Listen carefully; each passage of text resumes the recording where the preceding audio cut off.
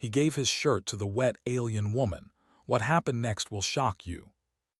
Rain fell in thin silver sheets over Outpost Greyline, a lonely human station built at the edge of known space. The storm was not natural. The planet's upper atmosphere reacted badly with off-world ships, pulling moisture down in sudden, cold waves. For most species, the rain was only uncomfortable. For some, it was dangerous. Elias Carter moved quickly across the metal walkway, boots splashing in shallow water. He was an engineer, not a soldier, and he had stayed late repairing a damaged power conduit.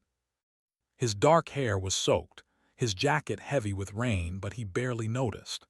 His mind was still on the numbers, the pressure readings, the way the station always seemed one mistake away from failure.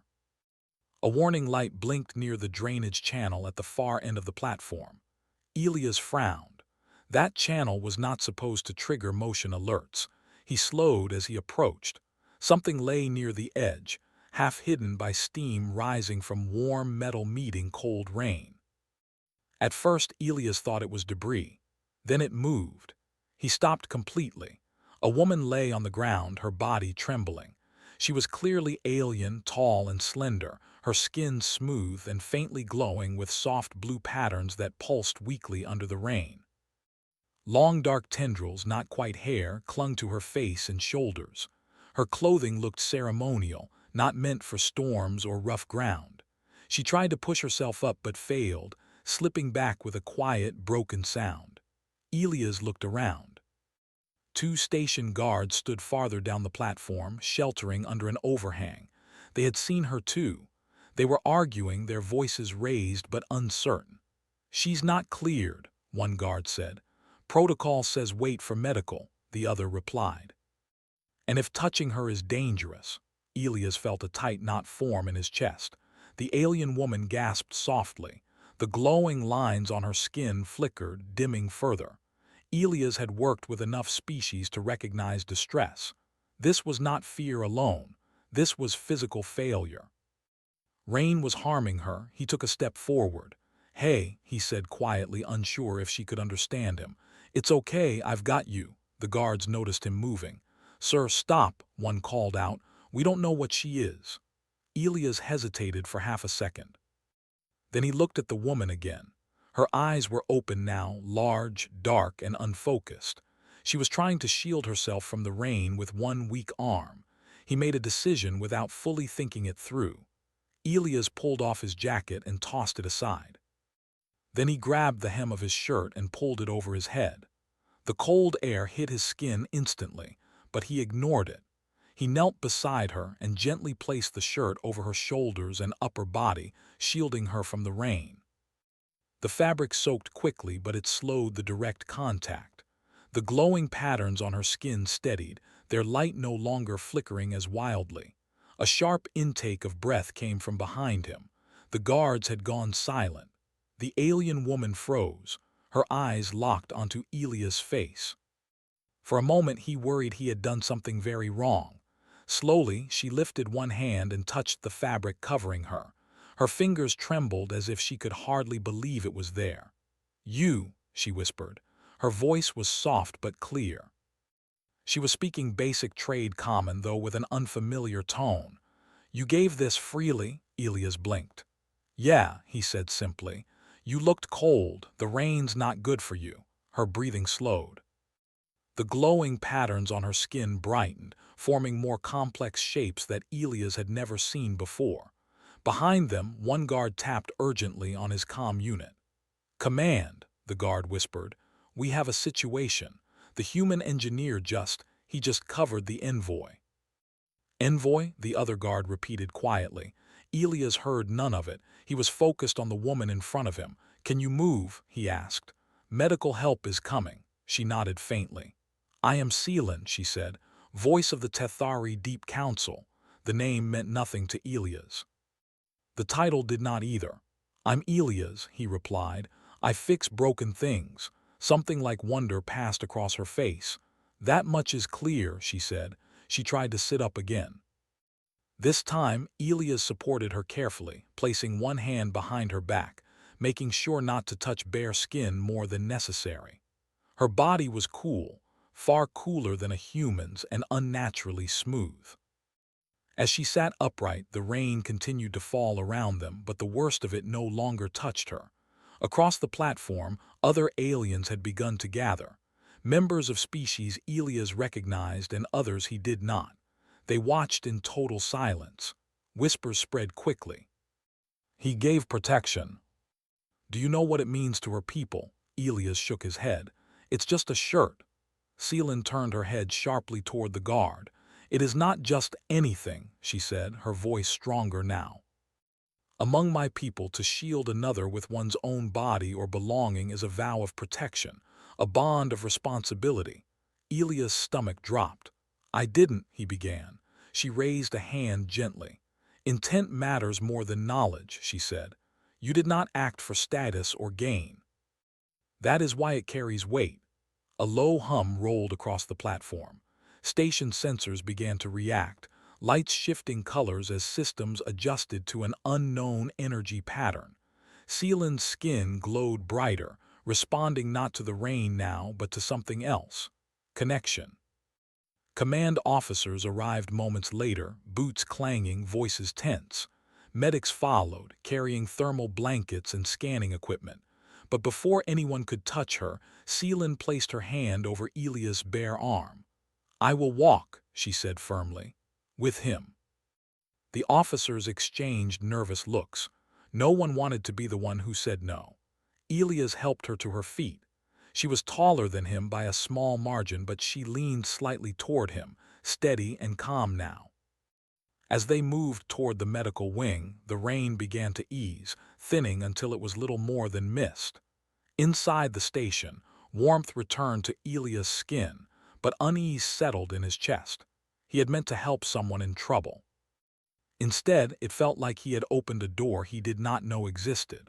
As the doors slid shut behind them, Seelan looked at him with an expression that was no longer weakness or pain, but quiet certainty.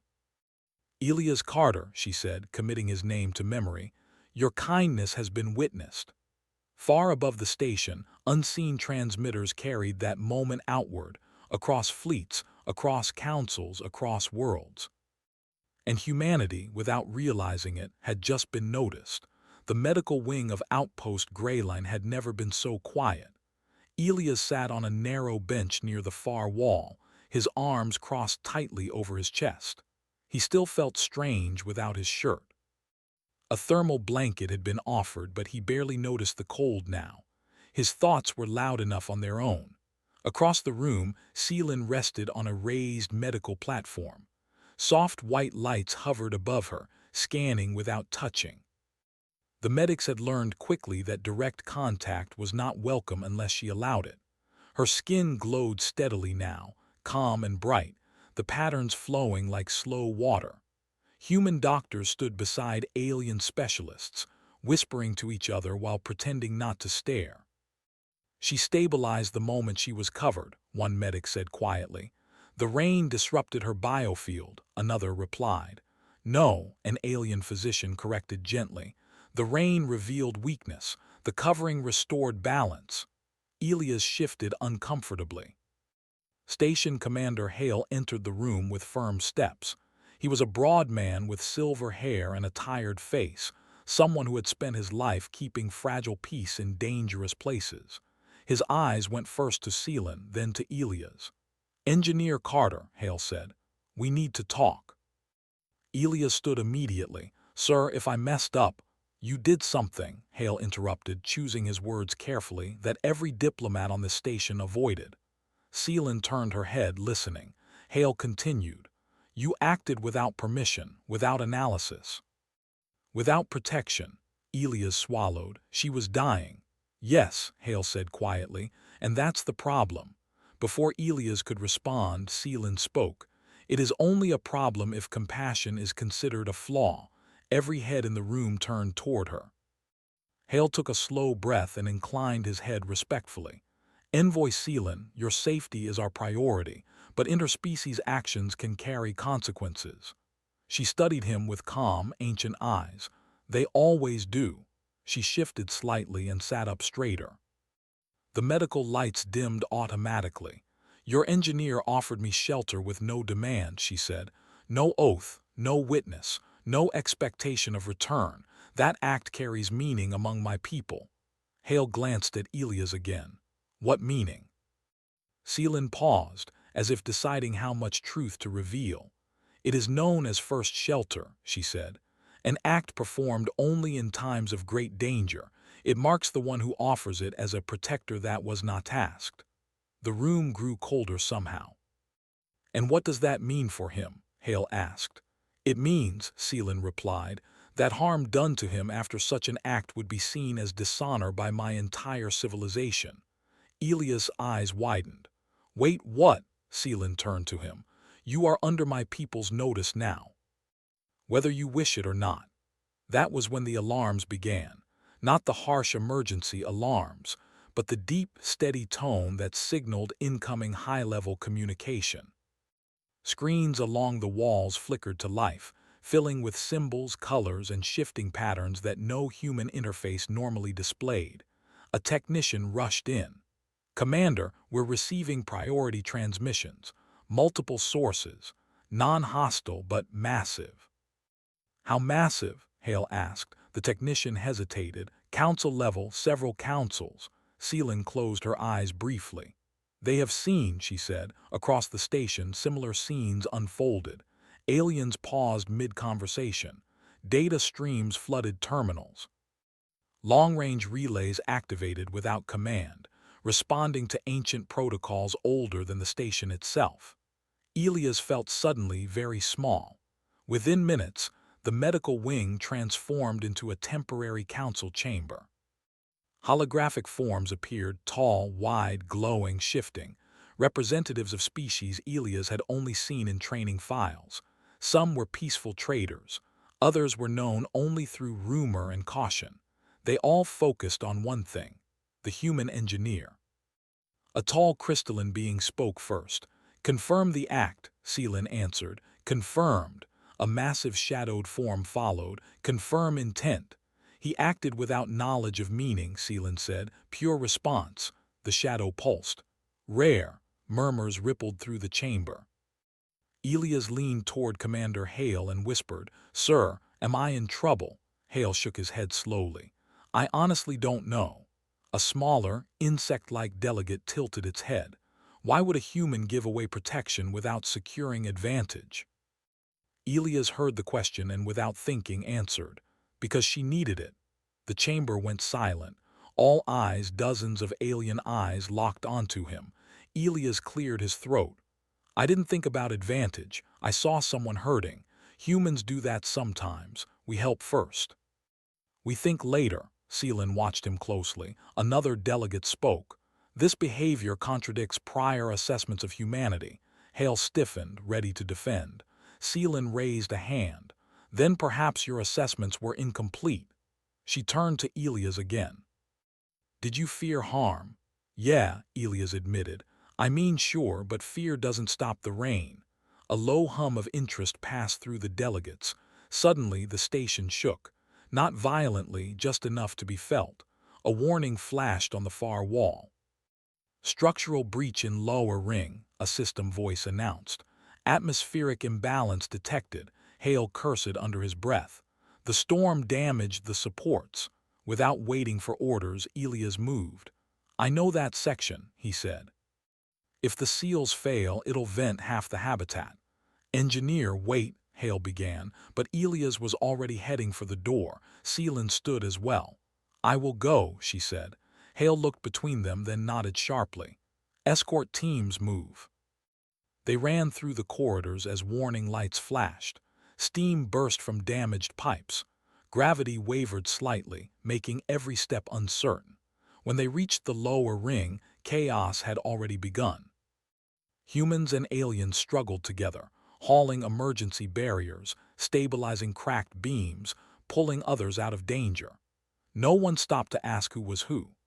Elias slid into demonstration mode, shouting clear instructions, climbing into narrow access ways without hesitation. He sealed one rupture, then another. hands burning from heat and friction.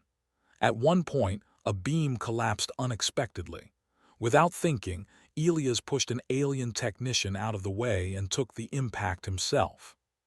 The beam struck his shoulder and pinned him briefly before others pulled it away. Pain flared, but the breach held. Seelan saw everything.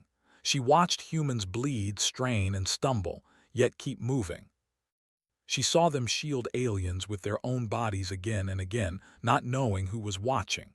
The storm outside finally broke. Inside, the lower ring stabilized. When it was over, Elias sat on the floor, exhausted, his arm shaking. Seelan approached and knelt beside him. "You continue to offer shelter," she said softly. Elias gave a tired smile. "Guess I'm consistent." She placed her hand over his shoulder, careful, respectful. Across the station, the watching delegates recorded everything. This time, there was no doubt. Humanity did not protect because it was commanded. Humanity protected because it chose to.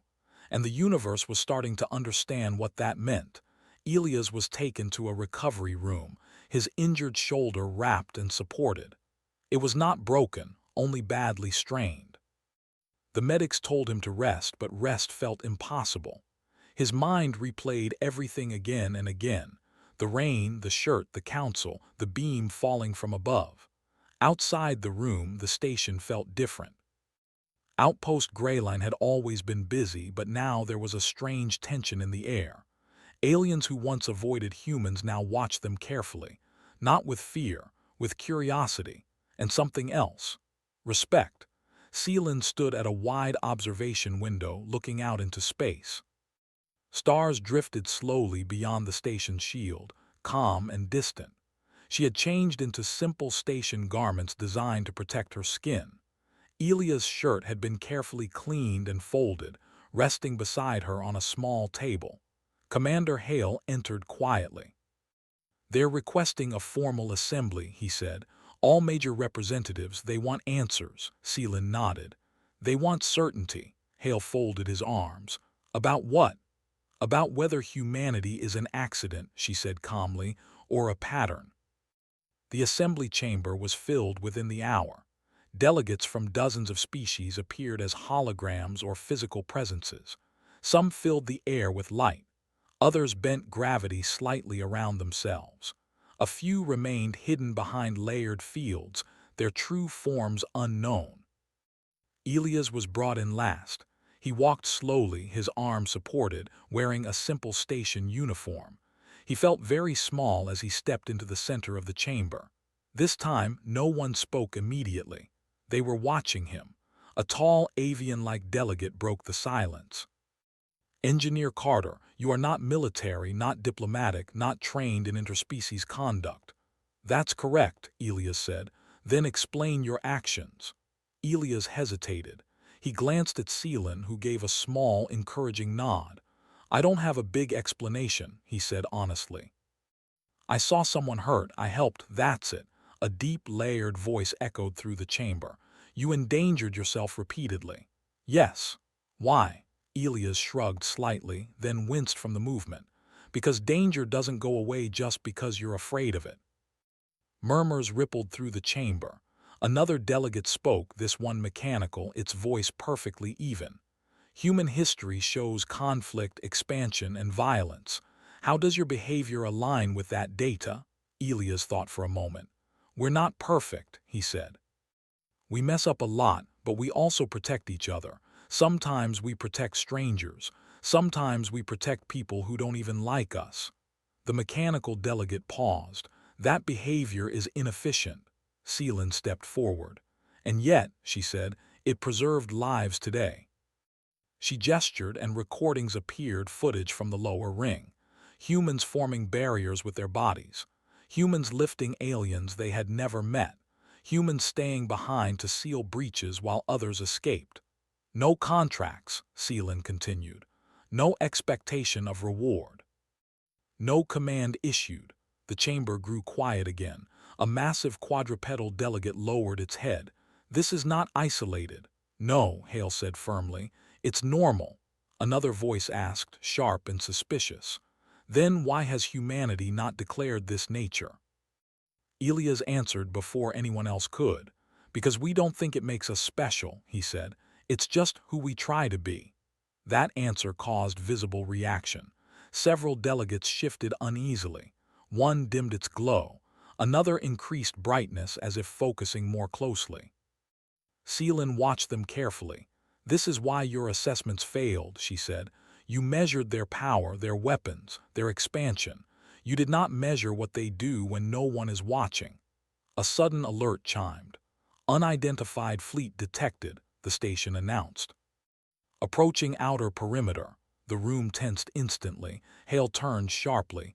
Identification, unknown configuration, weapons signatures active. Seelin's expression darkened slightly. They did not wait, she said. On the main display, ships appeared sleek, angular, aggressive. A species known for testing weaker civilizations, pushing until resistance failed. They see uncertainty, Hale said grimly. They want to know where humans stand. The delegates began arguing at once. Some demanded withdrawal, others urged defense. A few suggested sacrificing the station to avoid escalation. Elias listened, heart pounding. Finally, he spoke. What if we don't fight them? He asked. Silence fell again. Hale turned to him. Elias, they're armed. I know, Elias said, but they don't know us yet. They're watching, same as everyone else. Seelin looked at him closely. What do you propose? Elias took a breath. We go out there, not with weapons ready, with help. Before anyone could stop him, Elias activated the station's external broadcast. This is Outpost Greyline, his voice echoed through space. You've entered a civilian zone damaged by storm activity. We are currently conducting rescue and repair operations. The hostile fleet paused. Elias continued, his voice steady despite fear. If you're in need of shelter or repair, we will assist. If not, please maintain distance. No one here is looking for a fight. Hale stared at him like he'd lost his mind. One of the alien delegates whispered, "This is madness." Minutes passed. Then a response came. Their lead ship transmitted damage reports. The storm had affected them too. Power systems unstable, shield degradation. They're asking for docking permission, the technician said in disbelief. The chamber erupted. They would trust us. The docking proceeded under heavy observation. When the hostile species crew emerged, wary and armed, they were met not by soldiers, but by medics, engineers, and emergency crews. Elias was there. Despite his injury, he stood near the front. He did not smile. He did not threaten. He nodded. The visitors hesitated, then slowly lowered their weapons. Hours later, repairs were complete. The fleet departed peacefully, sending formal thanks before leaving the sector. The assembly chamber reconvened. This time, there was no argument. A senior delegate spoke for many. Humanity is dangerous, it said. Elias' heart sank. Not because of its weapons, the delegate continued, but because it chooses mercy when power would be easier. Seelin turned to Elias. You have passed a test your species did not know it was taking, she said. Elias looked tired. Does that mean we're in trouble? Seelin allowed herself a small smile. No, she said. It means the universe must now decide how to live with you. And far beyond Outpost Greyline, ancient systems updated their records. Humanity was no longer an unknown variable. It was a force shaped by choice. The assembly chamber felt different now. Where there had once been tension, there was purpose. Delegates who had argued moments before now listened in focused silence. The events outside the station had changed something fundamental, not just opinions, but expectations. Elias stood near the edge of the chamber, his injured arm still supported. He looked exhausted, his face pale, but his eyes were steady. He did not feel like a hero. He felt like someone who had simply run out of chances to step back. Seelin moved to the center of the room. Her skin glowed with a calm, deep light, patterns flowing slowly like a quiet tide. When she spoke, every translation system aligned instantly, as if space itself wanted her words to be understood. The question before us, she said, is no longer whether humanity is dangerous. Several delegates shifted. The question, she continued, is whether the galaxy is ready for a species that chooses restraint when it could choose dominance. A tall, energy-based delegate pulsed.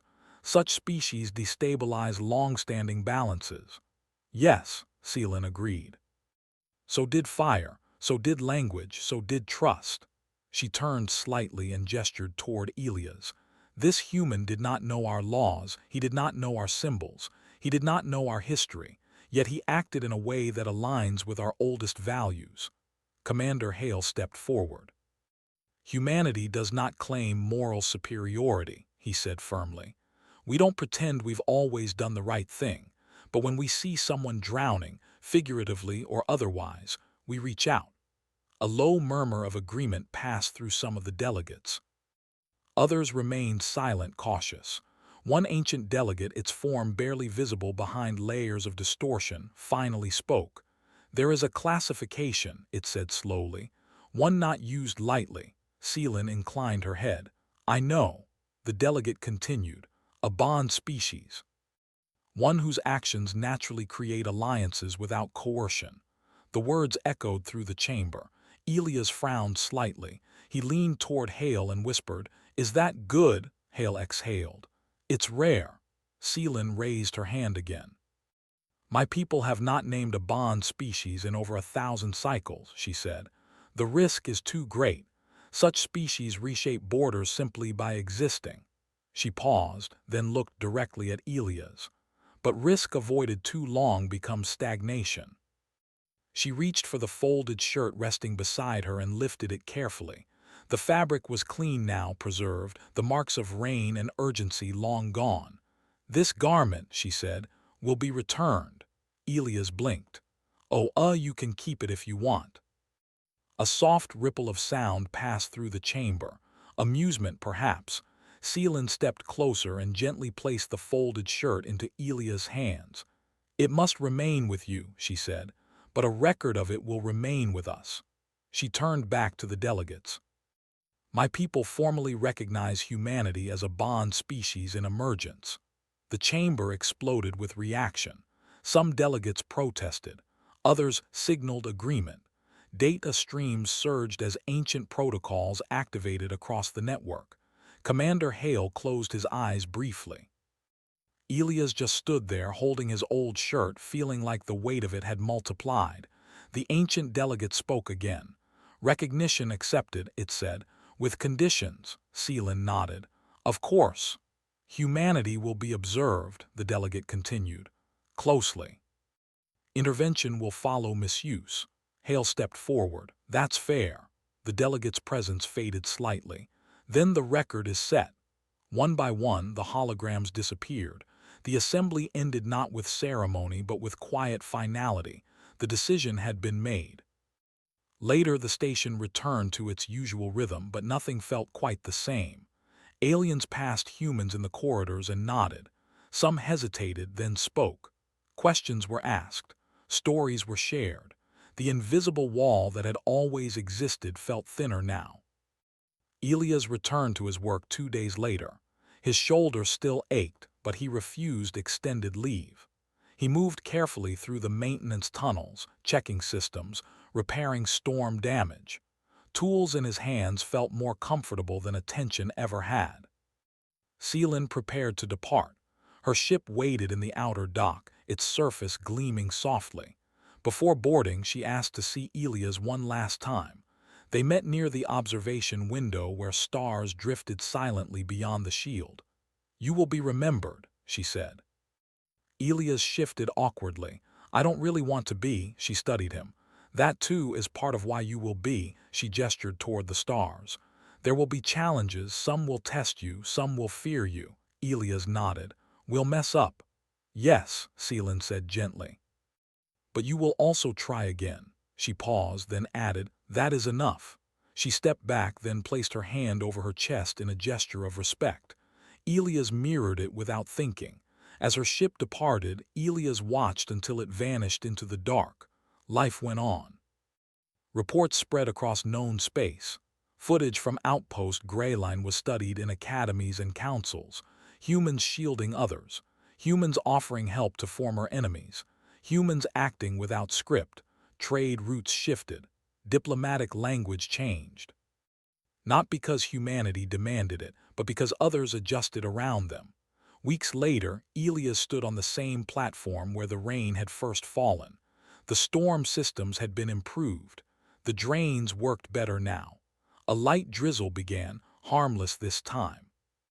A young alien technician slipped on the wet surface. Without thinking, Elias reached out and steadied them. They looked up startled, then smiled. "Thank you," they said. Elias nodded. "Anytime." High above, long-range sensors recorded nothing unusual. Because the galaxy had learned something important. Humanity did not need to be watched every moment. They just needed the chance to choose. And when they did, the universe would feel it.